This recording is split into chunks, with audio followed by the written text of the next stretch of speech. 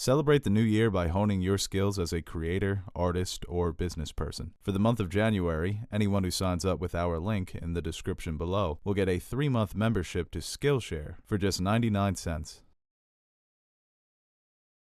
I want to start this video by saying, I like The Last Jedi. I enjoyed it. My initial score was 8 out of 10. I still hold that score, and while I think it was a good movie, I'm beginning to think it was a not-so-good Star Wars movie. And the main reason is the arc and role of Luke Skywalker in Episode 7 and Episode 8, or lack thereof. I was looking forward to seeing Luke's return in the sequel trilogy more so than any other character from the original trilogy. I used to love reading stories about Luke Skywalker's journey after Return of the Jedi, him becoming the most powerful Jedi Master in history, how he rebuilt the Jedi Order and fought off the remnants of the Emperor and the Empire. Luke Skywalker essentially became the Dumbledore of the Star Wars universe, the all-powerful, benevolent wizard with an unwavering sense of morality. When Disney purchased Star Wars in 2012, the extended universe was turned into Star Wars Legends, and was no longer to be considered canon. All those stories about Jedi Master Luke Skywalker vanished. A lot of people were upset by this.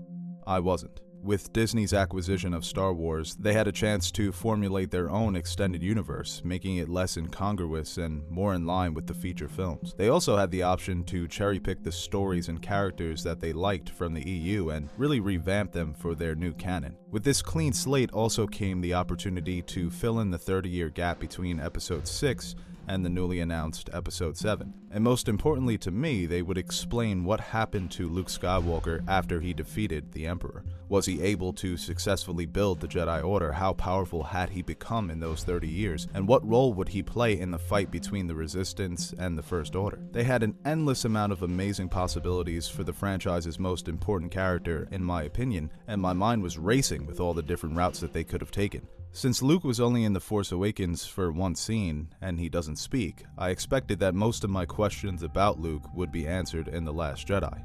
The answers I got were pretty disappointing. Instead of being the wise, all-powerful Jedi that I expected him to be, Luke turned out to be a bitter, cranky coward who abandoned his family and friends in their most desperate hour. Basically, he was no longer Luke Skywalker. Now, I do love the idea of a legendary warrior losing his way. I enjoy the idea of Luke Skywalker's arc, but if this arc isn't properly set up, it can feel out of place like it does in The Last Jedi. You're dealing with a franchise of movies. There's a history with this character, and I don't think the character's history justifies where he ends up. A similar redemption arc is featured in the 2017 film Logan. The reason I bring this up is because it's interesting to note how similar the individual arcs of Wolverine and Luke Skywalker are in their final outings. For me, comparing their swan songs provides a perfect example of why Luke's arc doesn't work in The Last Jedi, and why Wolverine's arc makes perfect sense in Logan. With Logan and The Last Jedi, our main heroes have become pessimistic hermits who are hiding from the world they once defended. The world has left them broken, and in their isolation they are waiting to die alone. Both Logan and Luke are introduced to younger versions of themselves. In Logan's case, it's his daughter Laura, and in Luke's case, it's the young Jedi, Rey. Both Laura and Rey are two orphan girls who are lost. They look towards these aging heroes for guidance and resolution, and they also help lead the fight against a growing threat in their respective worlds. Logan and Luke are both reluctant to embrace these two newcomers, but with the help of an old mentor, they both agree to help their new proteges. In the end, Logan and Luke both sacrifice themselves for the greater good. Both heroes expend the last bit of energy and power they have to allow their allies the time to escape from their enemies. In both cases, their final sacrifices are extremely emotional and sad, but provide resolution for both characters. The main difference between these two final arcs is that Wolverine's arc was set up by past movies, and Luke's wasn't.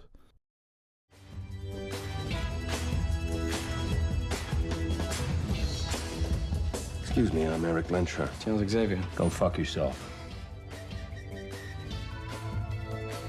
Wolverine was always kind of a pessimistic asshole. Logan just took it to the extreme. He was introduced in the first X-Men movie as a loner and a man who only looks out for himself. Wolverine was initially reluctant to embrace the X-Men, but with the help of his new mentor, Professor X, he eventually considers them to be family. Wolverine's 17-year on-screen journey is filled with death, heartbreak, and suffering, so him being a broken man during the time of Logan makes sense. His world has been destroyed, so he has nothing to fight for. On the other hand, Luke Skywalker was the definition of the optimistic hero. He was more Captain America than he was Wolverine. No matter how hard the challenge or how grim the situation, Luke always remained hopeful. Even after 5 years of fighting in a galactic civil war, he was hopeful enough that his father, the evil Sith Lord Darth Vader, could be turned to the light side. Luke always had an unwavering sense of justice and duty. This is why I think his transformation in The Last Jedi is so out of character. They turned Luke into Old Man Logan without the scars to justify it. I can understand making Luke more pessimistic, more sarcastic and world-weary. Being a Jedi Master for 60 years is no easy task. But for 99% of the movie, it's like Luke doesn't even remember who he is. We learn that Luke did try to rebuild the Jedi Order, but it was destroyed by his nephew, Ben Solo, as we suspected. Luke sensed a growing darkness in Ben, so one night he went to confront him. After seeing darkness in his future, Luke contemplates killing his nephew for a split second. Kylo awakens to his uncle standing over him with an ignited lightsaber. In the words of Luke Skywalker, the last thing that Luke saw were the eyes of a frightened boy whose master had failed him. Kylo attacked Luke and destroyed his temple, leaving with a handful of students and slaughtering the rest. These events would obviously be traumatic for anybody, even a Jedi Master as powerful as Luke Skywalker, but instead of trying to rectify his mistake, Luke runs away and hides. Ultimately, Luke blames himself for what happened to the Jedi Order, and he goes into exile. He tells Rey that he traveled to the most unfindable place in the galaxy so that he could die alone. So this is what Luke Skywalker has been doing for 30 years. He tries to rebuild the Jedi Order, fails miserably, and then goes into hiding and waits to die. Let's first talk about Luke's biggest mistake, his contemplation of killing Kylo Ren. The biggest problem I have with this is Luke's defiance towards Obi-Wan in Return of the Jedi. When discussing Darth Vader, Luke tells Obi-Wan that he cannot bring himself to kill his father, but why not? Luke barely knew his father. The only time they met is when Darth Vader was literally kicking his ass in Empire Strikes Back. He was force throwing objects at him and then he chops off his hand, but somehow Luke can't bring himself to kill Darth Vader, an old, decrepit, mass-murdering maniac who he has basically no relationship with. A man who has been oppressing the galaxy for 2 decades, destroying entire planets, committing genocide, and slaughtering innocent people. Luke Skywalker just can't bring himself to kill Darth Vader. Fast forward 25 years later, Luke is ready, although only for a split second, to kill his own nephew, who may or may not become evil. Luke was willing to sacrifice his life in Return of the Jedi because he believed that Darth Vader could be turned to the light side. But in The Last Jedi, Luke believes that Kylo can't be saved. Deciding whether or not to kill someone who may become evil in the future is one of the main plots of Rian Johnson's third film, Looper. Spoilers if you haven't seen it. In Looper, there is a child with immense telekinetic power who in the future will grow up to become a brutal and murderous crime lord. Bruce Willis's character travels back in time to murder 3 children who fit the description of this future crime lord. They may or may not be that child, but for the greater good, he is willing to kill 2 innocent children. Luke Skywalker is faced with a similar dilemma in The Last Jedi. It's the old, would you kill baby Hitler if you had the chance? Except in Luke's case, baby Hitler is his nephew. Luke's mistake of contemplating killing his nephew is the most illogical part of the movie. Like previously mentioned, Luke couldn't bring himself to kill his father, who is basically the grown-up version of Hitler, but he contemplates killing his nephew, who may or may not become a bad person. Rey even confronts him over this fact in The Last Jedi. She tells Luke that his biggest mistake was believing that Kylo's path was already forged and couldn't be changed. It's almost like Luke didn't watch the original movies. Like, dude, you've already passed this test. You knew there was a possibility that Darth Vader could be turned. How do you whiff so hard with your nephew? Kylo Ren is shown to be a conflicted mess throughout The Force Awakens and The Last Jedi. That's the best part of his character. He's not the classic pure evil villain. There's some gray to him. There's some good, some bad. He's being torn apart by the separate pulls from the light and the dark sides of the Force. How did Luke not sense this conflict within Ben while they were training? I've heard people make the argument that Luke igniting his lightsaber when confronting Kylo Ren was pure instinct, similar to how he ignites his lightsaber to fight Darth Vader in Return of the Jedi. Luke is refusing to fight his father, so Vader tells him that he is going to pursue Leia instead. Luke then leaps out of the shadows, saber ignited, and begins to mercilessly beat down his father. The main difference between these two scenes is circumstance. In Return of the Jedi, Luke is literally gambling with his own life with the hope that Vader won't kill him, but he is still prepared to fight at any second. In the Last Jedi flashback scene, Luke and Kylo Ren are training together during peacetime. There is no war or enemy that Luke is preparing to fight. Luke is definitely concerned about his nephew's growing darkness, but he doesn't know for sure that his nephew will turn evil. And he's also significantly stronger than Kylo Ren at this point. He has no reason to fear Kylo's strength. So in one scene, Luke is hopped up on adrenaline with his life in the balance, fighting against an armed and highly dangerous opponent. And in The Last Jedi, he goes to confront Ben, who is defenseless and sleeping.